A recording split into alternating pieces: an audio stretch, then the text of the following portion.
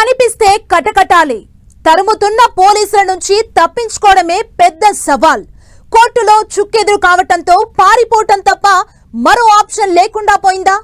High court red signal తో supreme court అయినా కరుణిస్తుందా? అంతవరకు అజ్ఞాతమే బెటర్ అని అండర్ గ్రౌండ్ కి వెళ్లిపోతున్నారా? కోర్టు తీర్పొచ్చిన వెంటనే జంప్ అయిన నేతలు ఇప్పుడు ఎక్కడున్నారు? వారిని అరెస్ట్ చేసేందుకు పోలీసులు ఏం చేస్తున్నారు?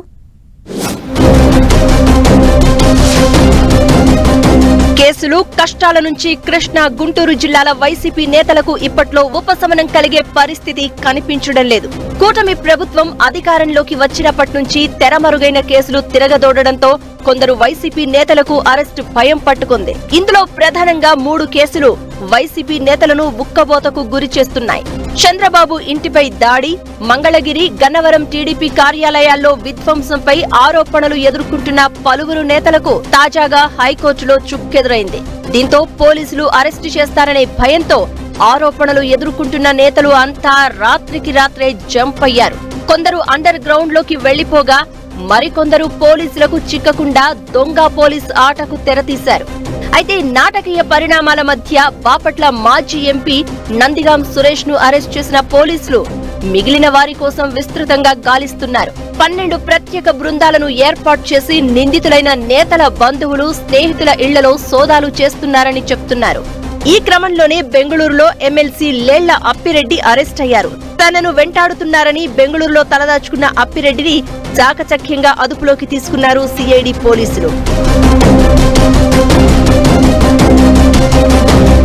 ముఖ్యంగా ఉమ్మడి కృష్ణా జిల్లాకు చెందిన పలువురు నేతలు టీడీపీ అధికారంలోకి వచ్చినప్పటి నుంచి అజ్ఞాత జీవితమే గడుపుతున్నారు. వైసీపీ అధికారంలో ఉండగా తమ నోటికి పని చెప్పిన మాజీ మంత్రి కొడాలి నాని, మాజీ ఎమ్మెల్యే వల్లభనేని వంశీ ఇప్పుడు ఎక్కడున్నారో తెలియదు.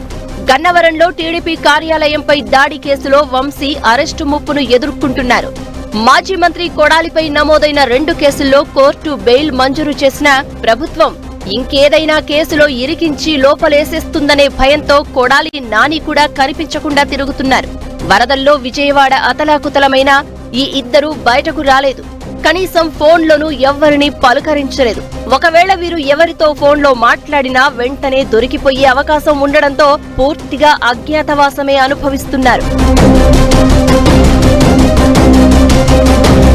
ఇక తాజాగా హైకోర్టు షాక్తో మాజీ మంత్రి జోగి రమేష్, వైసీపీ నేతలు తలసిల రఘురాం, దేవినేని అవినాష్ అండర్ గ్రౌండ్ లోకి వెళ్లిపోయారు. చంద్రబాబు ఇంటిపై దాడి కేసులో నిందితుడైన జోగి రమేష్ కోసం పోలీసులు విస్తృతంగా గాలిస్తున్నట్లు చెప్తున్నారు. అగ్రిగోల్డ్ భూముల కొనుగోళ్లలో అవినీతికి పాల్పడ్డారని జోగి కుమారుడు రాజీవ్ ను ఇప్పటికే అరెస్ట్ చేశారు పోలీసులు. ఈ కేసులో బెయిల్ పై రాజీవ్ బయటకు రాగా ఇప్పుడు జోగి రమేష్ వంతు వచ్చింది అంటున్నారు. హైకోర్టు మధ్యంతర బెయిల్ ను తిరస్కరించడంతో పాటు అరెస్టుకు లైన్ క్లియర్ చేయడంతో ఉన్న పళంగా జంప్ అయ్యారు జోగి రమేష్. అదేవిధంగా దేవినేని అవినాష్, తలసిల రఘురాం సైతం ఎక్కడున్నారో ఎవ్వరికీ తెలియడం లేదు.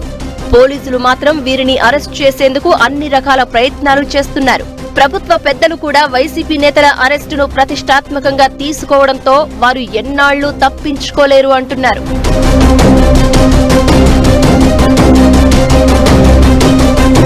ఈ కేసుల్లో ఇప్పటికే దేవినేని అవినాష్, లేళ్ల అప్పిరెడ్డి అనుచరులను పోలీసులు అరెస్ట్ చేయగా వారంతా రిమైండ్ ఖైదీలుగా జైలులో ఉన్నారు.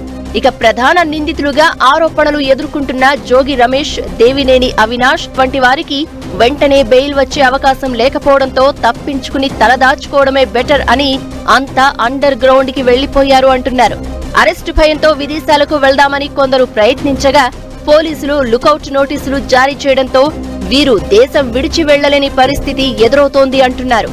ఇదే సమయంలో గన్నవరం కేసులో ఆరోపణలు ఎదుర్కొంటున్న వల్లభనేనిపై లుకౌట్ నోటీస్ జారీ చేయడంలో ఆలస్యం కావడంతో ఆయన అమెరికా వెళ్లిపోయారు అంటున్నారు.